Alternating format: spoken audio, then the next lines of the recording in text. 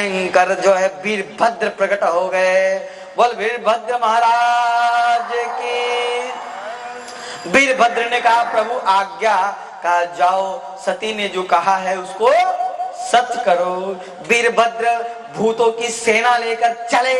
अब भयंकर चारों तरफ आंधियां उठी, तूफान उठने लगे, भयंकर धूल उड़ने लगा, पूरा आसमान धूल से आच्छादित हो गया।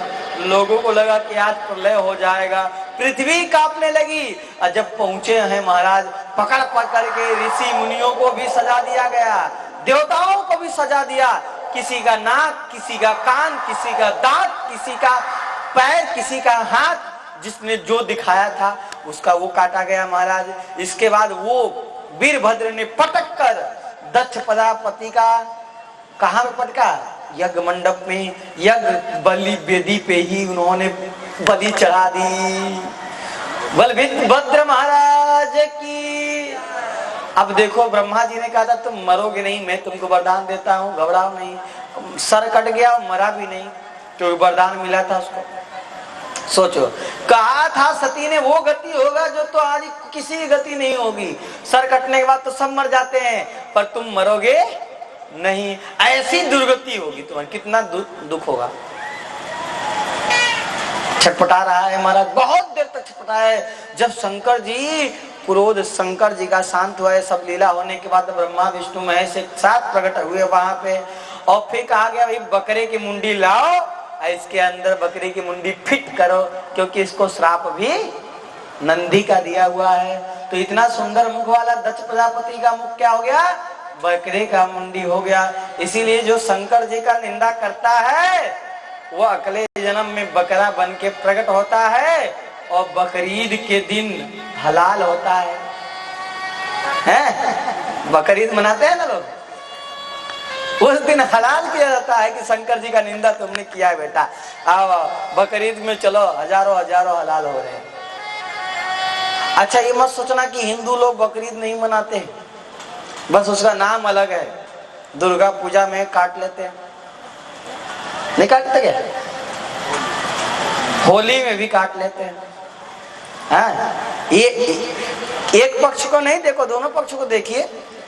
हमारे यहाँ जितने मांसाहारी हैं, यहाँ तो एक सबसे बढ़िया बहाना है, महाराज जी हम लोग मिथिला के छी,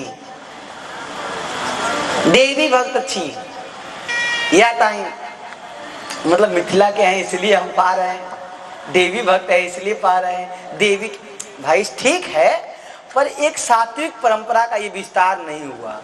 फिर आप चाहोगे कि मेरी मुक्ति हो जाए तो संभव नहीं है। हाँ आप स्वर्ग तक जा सकते हो, नरक तक गति है, स्वर्ग तक गति है, पर मुक्ति की गति नहीं है। क्योंकि मुक्त वो हो सकता है निरपेक्षम मुनिम शांतम, जो निरपेक्ष हो, मुनि हो, शांत हो, समदर्शनम, जो समदर्शी हो। अनुव्रजा में हम नित्यम को ये तेंग गृह रेणु भी, भगवान कहते हैं जो निर्भय हो, मुनि शांत हो, समदर्शी हो, ऐसे ऋषि मुनि का तो मैं चरण रज अपने सर पे रखता हूं। निर्वैरम समदर्शनम, निरपेक्षम मुनिम शांतम निर्वैरम समदर्शनम। तो निर्वैर हो, किसी प्राणी मात्र से उसका बैर न हो। तो खैर क्या है, मुसलमान उधर बकरीद मनाता है, हिंदू इधर अलग अलग त्योहारों पे मना लेता है। वो घुमा फिरा के बकरीदे है, बस ईद नहीं जुड़ा हुआ है उसमें। देखो भाई हम आप सबको लिए बोल रहे हैं, एक पक्ष का नहीं, दोनों पक्ष का बात देख रहे हैं, ठीक है?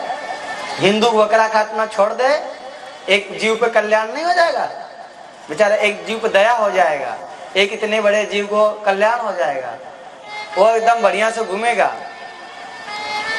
पर कोई बात नहीं, बकरा काटने वालों की भी जरूरत है। क्यों? क्योंकि हमारे धर्म में 3 प्रकार का गुण है। हमारे धर्म के अनुसार 3 प्रकार के प्रकृति में गुण है, सात्विक, राजस, तामस। तो तामसी तो कलयुग में होंगे, हर धर्म में होंगे, भर भर के होंगे। इसीलिए तामसी लोग कलिकाल के प्रभाव से तामसी हो गए, है ना? ये किसी का दोष नहीं है, ये किसका प्रभाव है? कलयुग का प्रभाव है। ये अयम ही युग धर्मो ही वर्तते पूर्व, ये वही पहले से निश्चित है, ये युग धर्म। कहते हैं महाराज, इधर वो जब शरीर इनका छूटा तो निश्चय किया था, मरत समय हरिशन वर मांगा, अजन्म अजन्म शिवपद अनुरागा। जे हरि हमको भगवान शिव के चरणों में अनुराग दीजिए, ऐसा वरदान मांगा है महाराज। इसी कारण से वो जन्मी है कहाँ? ते कारण हिमगिरि गृह जाई, प्रगटे पार्वती तन पाई। पार्वती जी का तन पाकर प्रकट होती हैं। भजन गाना है क्या? शंकर जी का गाओ आज, चाहे जो भी याद हो गाओ, कोई बात नहीं। पार्वती जी प्रकट हुई, बोल पार्वती महारानी की।